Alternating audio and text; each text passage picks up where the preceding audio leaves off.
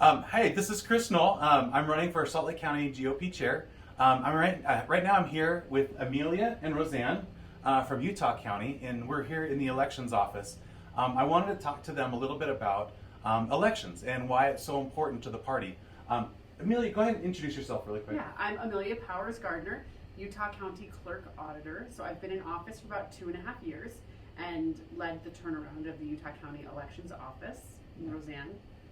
And I'm Rozan Mitchell, and I'm the Elections Director in Utah County, and I have about 22 years of election experience in Utah. All right, so you two are the perfect ones to talk to about elections, and this has been a common question that I've been getting from the delegates. What are we going to do about elections to ensure that they're fair, judicious, that everything that is on the up and up, right? Is basically what I'm hearing. And Rozan, you actually used to work for the Salt Lake County. I did. Okay, so you know what's going on over in Salt Lake County. Mm-hmm. So you have an understanding there. And Amelia, you've been running here, so this is perfect. So, what does it take to have a fair election? Amelia, let me ask you first. What does it take to ensure that it's a fair and judicious election? I think one of the most important things is to have good and clean voter rolls, have accurate voter rolls. And then also to ensure that every eligible voter has an opportunity to vote, and then to record those votes accurately. So that's really high level. Yeah. But a lot of work goes into that.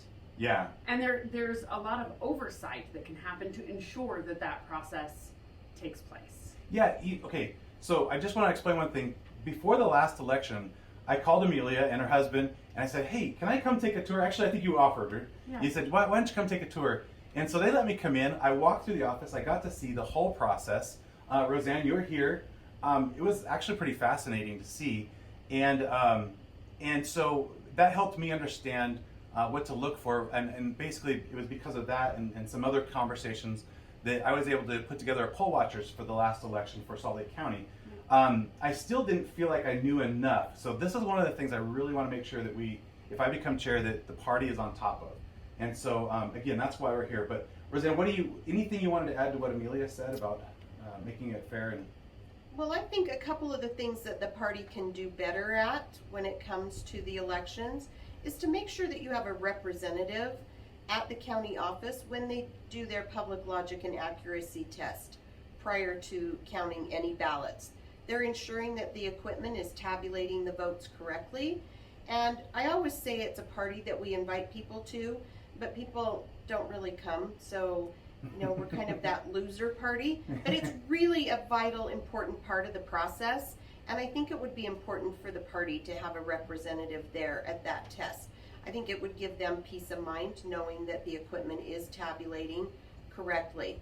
The other thing that Amelia alluded to is we want to make sure that the votes are counted the way the voter intended to cast their ballot. Yeah. And sometimes voters make mistakes on their ballot, and we tell them, well, just cross out the vote and make your intent known. Circle it, make sure that we know that that's the candidate you wanted to vote for. Well, if that happens on a paper ballot, we have to do what's called adjudicate the ballot. Yeah, I witnessed that Yes. at Salt Lake County, and I got to watch on the screen where they were doing some of that, and there was two people in the room in a different room, but they had it on a TV screen where I could watch them. And so yeah, I know what you're talking about. And that's an important thing for the party to have representatives there and be able to have access to and to be watching that process. Yeah. That helps you to feel comfortable with the way that the votes are being counted. Yeah, exactly. And there was actually quite a few of those. Oh yeah. I mean, we could have spent all day, every day there. I don't remember how many days it was, but it was quite a few. And just watch that. And we actually had someone from Ben McAdams' office that was here all day, every day. Oh, really? Just that. Yeah, so we did. Yeah, but you know what? It's important. We get them water. We're like, "Do you need some water? You've been here for weeks." I mean, literally all day, every day. We had somebody from Ben McAdams' campaign that watched all day long. So you just mentioned something that I didn't even know about until just now. Even having kind of done some research last time, I didn't know about that process you're talking about. The logic and accuracy. The logic and accuracy. And when does that take place?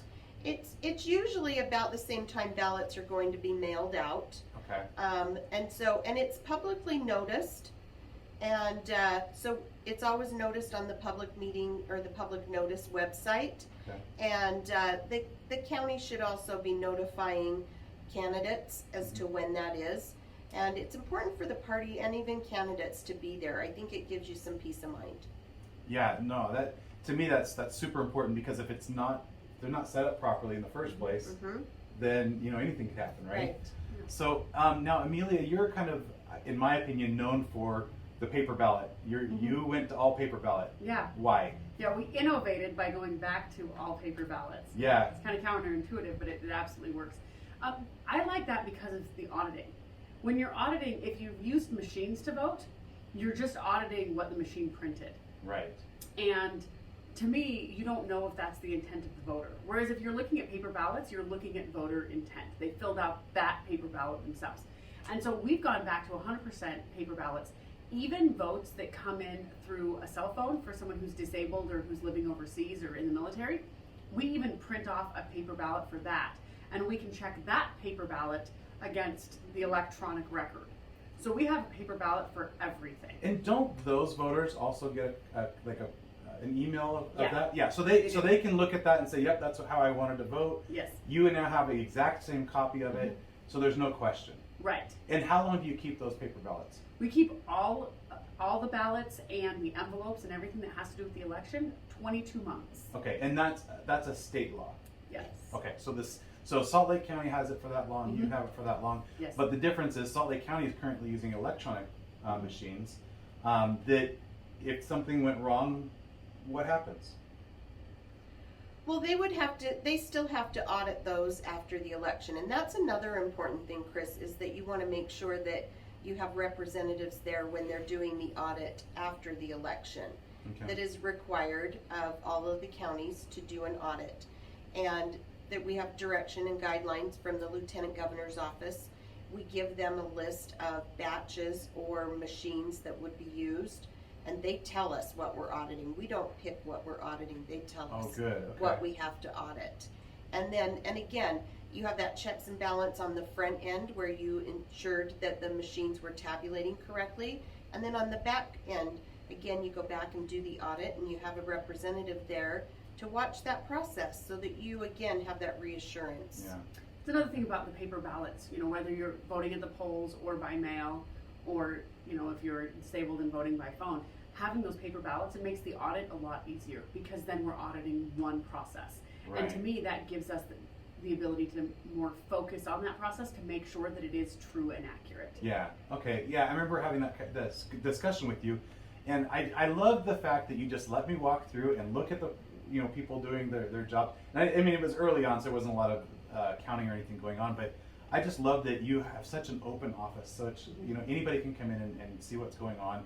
I didn't honestly feel like that at Salt Lake County. I felt like we literally had tape where we could stand, and that was it, and I would love to see going forward some more openness in Salt Lake County. And that election is Sherry Swenson is up for re-election. Actually, I don't believe she's running. All the clerks are up for re-election. So the way it works is non-presidential years, that's when the clerks run. Because during a presidential year, the clerks need to be... They need to be focused. That makes sense, yeah. And so that position is going to be up for election this year.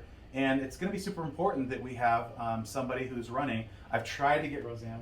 I've tried to get Rozan. But that's not going to happen from what I understand. But unless maybe... No, I won't tell people this. But we need to find a good candidate. Draft Rozan. Yeah, there you go. We'll work on that. Hey, if Rozan doesn't want to run, we need to find somebody who's really good. Absolutely, I think you absolutely should find somebody. Yeah. I mean, regardless of who wins, you want to have a great election. And as a county clerk, I represent all citizens regardless of their political ideology. Yeah. But I think it would be a great thing for the party to have a really great candidate and put them up. Yeah, Absolutely. definitely. Well.